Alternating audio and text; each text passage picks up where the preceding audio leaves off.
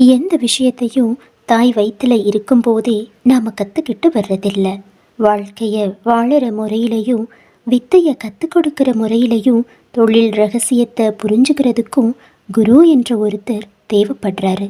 அந்த குரு தன்னுடைய சீடன் நல்லபடியாக வளர்ந்து தன்னுடைய பெயரை நிலைநாட்டுறதோட தான் கற்றுக் கொடுத்த வித்தையை முழுவதுமாக பயன்படுத்தணும், அதனால் அவன் மேன்மை அடையணும் அப்படிங்கிறது தான் ஒரு குருவோட எண்ணமாக இருக்கும்.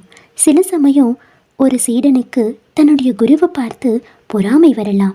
இல்லை, ஒரு குருவுக்கு சீடன் தான் கற்றுக் கொடுத்த தொழிலை வச்சுக்கிட்டு தன்னை விட புகழடைஞ்சிட்டானே அப்படின்னு ஒரு பொறாமை கூட அவருக்கு வரலாம்.